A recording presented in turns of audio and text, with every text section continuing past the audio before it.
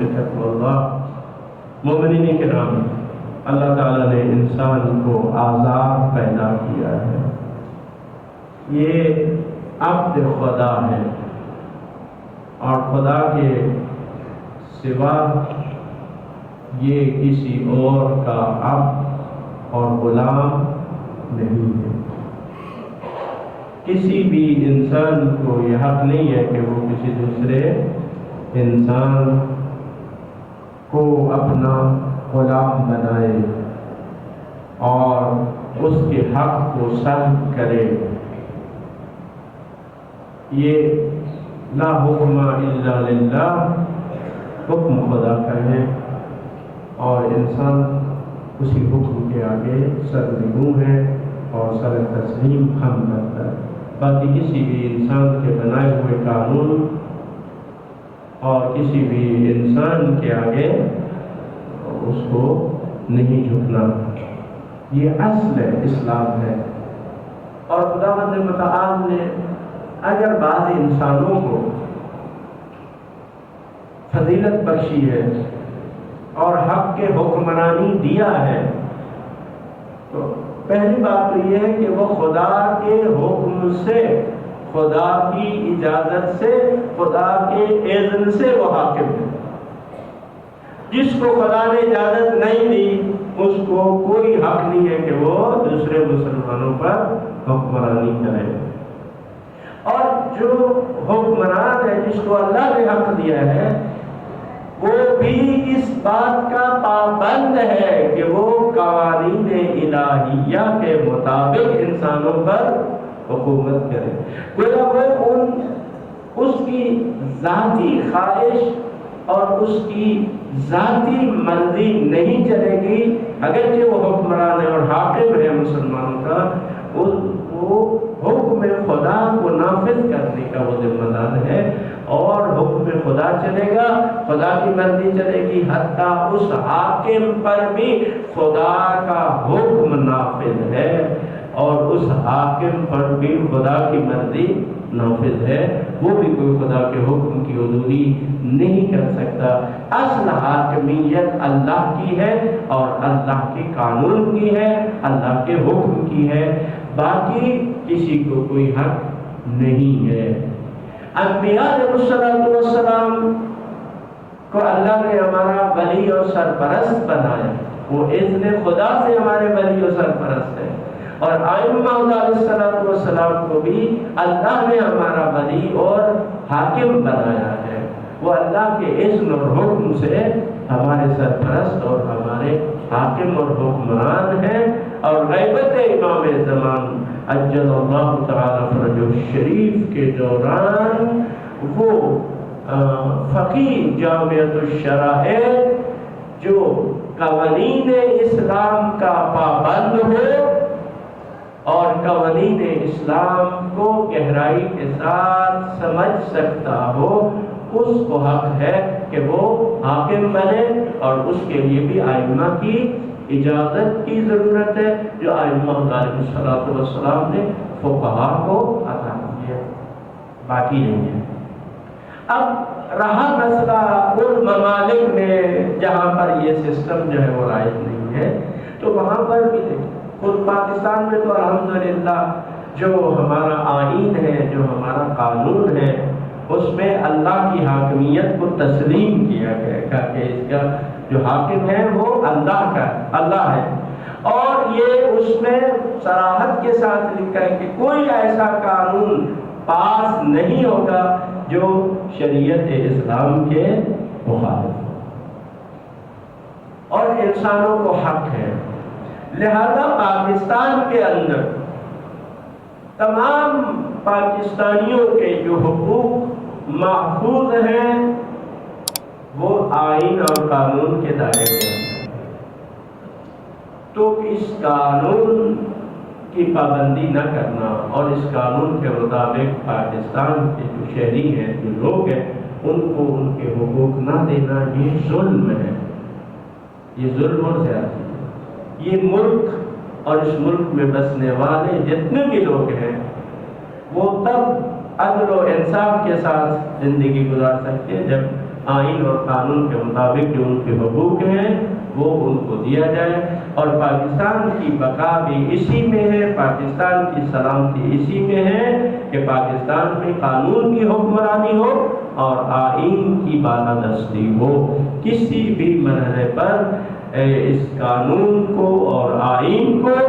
اگر اس سے انحراف کیا گیا تو یہ پاکستان کے لیے بہت زیادہ نقصان ہے، جیسا کہ ہم نے 1971 میں بہت بڑا نقصان ہم نے اٹھایا ہے اور یہ کیا ہے۔ جیسے پاکستان میں بھی آئین اور قانون کے مطابق کوئی حاکم بن سکتا ہے، اس کے مطابق، اس آئین اور قانون کے مطابق جو اس کے اختیارات ہیں وہ اس کو استعمال کر سکتا ہے، اور اسی طرح عوام کے بھی ہے۔ اس کی خلاف ورزی کرنا یہ ظلم ہے، اور کسی بھی انسان کو ظلم برداشت نہیں کرنا ہے۔ یہ نہیں ہے کہ ہم کسی ظلم کو کیا ہے برداشت کریں۔ دوسری بات یہ ہے کہ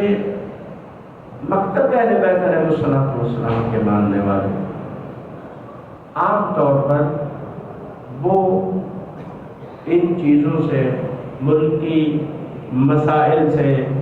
اور معاملات سے کٹے ہوئے ہیں، اور وہ سمجھتے ہیں یہ ہمارا کام نہیں ہے، اور وہ ان مسائل میں کوئی زیادہ دلچسپی نہیں لیتے۔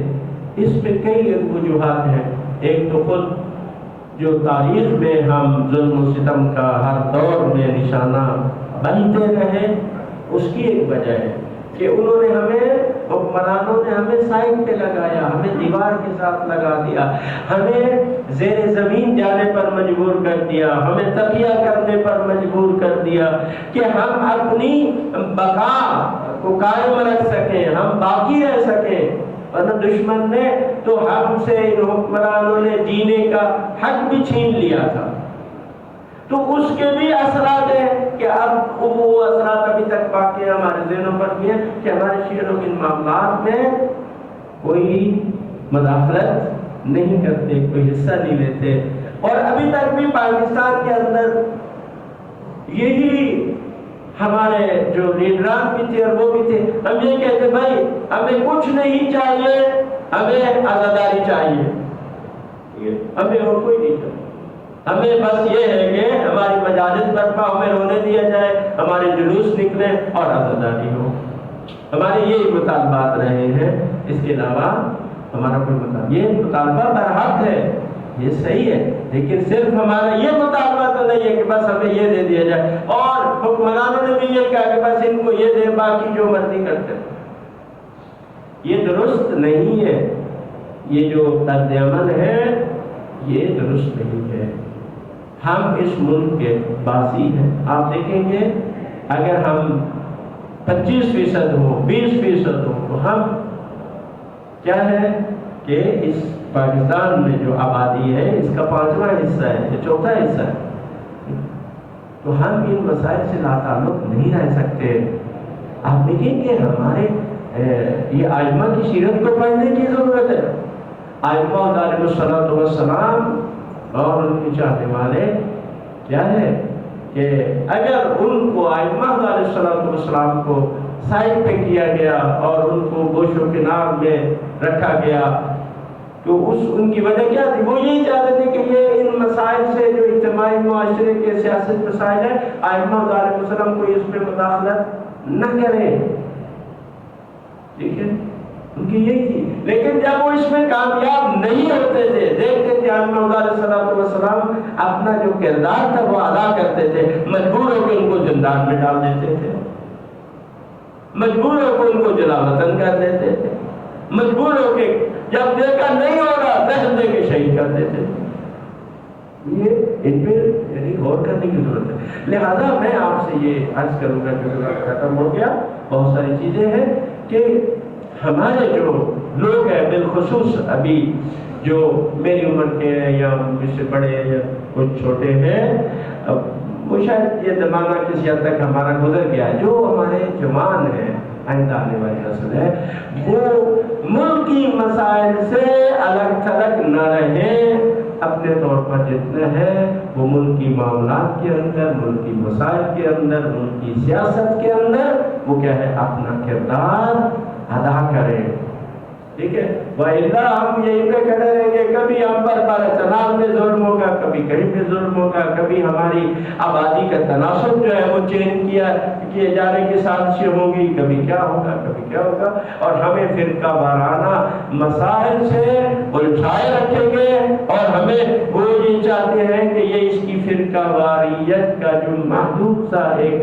دائرہ ہے شیعوں کو اسی کے اندر رکھو تاکہ یہ اس سے باہر نہ آئے اور ملکی معاملات میں ان کا کوئی اثر و رسوخ نہ ہو۔ نہیں، ہم پاکستانی ہیں اور ہمارا کردار ہے، پاکستان کے بنانے میں ہمارے بزرگوں کا بہت بڑا کردار ہے، رول ہے۔ آج تو سب تسلیم کر قائد اعظم محمد علی جناح رحمۃ اللہ علیہ کا تعلق مکتب اہل بیت علیہ السلام کے ساتھ تھا، اور اس میں جو بڑے جنہوں نے مال خرچ کیا، راجہ محمود آباد اور اس طرح کی دیگر بہت بڑی شخصیات ہیں جنہوں نے اس وقت سیاست میں حصہ لیا تو پاکستان بنایا نا، ویسے تو نہیں ہے، ایک بہت بڑا کردار ہے، لہذا اس میں ہمارے جوانوں کو آگے آنا چاہیے اور اس معاملات میں حصہ لیں۔ اب وہ دور نہیں ہے کہ ہم الگ تھلگ ہیں، اور یہ کنسیپٹ بھی دیکھیں کہ بھئی سیاست سے ہمارا کوئی تعلق نہیں ہے۔ ہاں، جو امیر شام کی سیاست ہے ہمارا اس سے کوئی تعلق نہیں ہے، جو علی ابن ابی طالب علیہ السلام کی سیاست ہے وہ ہمارا دین اور ہمارا ایمان ہے، ہم اس پر کاربند ہیں۔ لہذا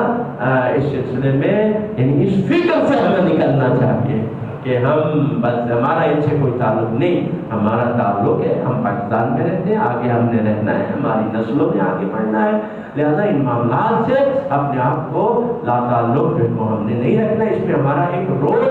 ہونا چاہیے پاکستان کے اندر، پاکستان کے معاملہ، پاکستان کی تعمیر و ترقی میں ہمارا ایک رول ہے، ایسا نہیں، ہمارے بہت سارے لوگ بہت آگے ہیں،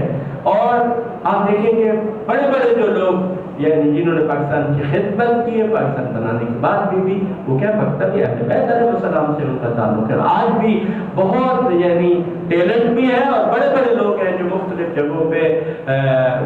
مختلف میدانوں میں پاکستان کی خدمت کر رہے ہیں، اور انشاءاللہ آئندہ بھی کریں گے۔ ہم نے یہ کردار ادا کرنا ہے پاکستان کی تعمیر میں، پاکستان کی ترقی میں، پاکستان میں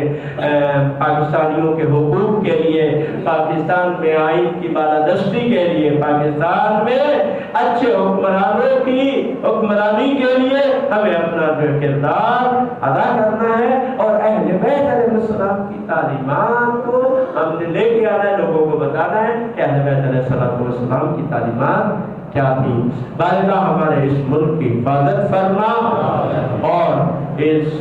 فتنہ گری کے اس دور میں بارگاہ تمام پاکستانیوں کی جان کی حفاظت فرما، ہمارے ملک کو ترقی عطا فرما، غداروں سے، خائنوں سے، اس ملک کے دشمنوں سے اور ان کی سازشوں سے ہمارے ملک کو محفوظ فرما۔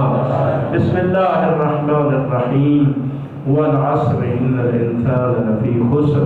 الا الذین آمنوا وعملوا الصالحات وتواصوا بالحق وتواصوا بالصبر۔ صدق اللہ العلی العظیم۔ السلام علیکم ورحمۃ اللہ وبرکاتہ۔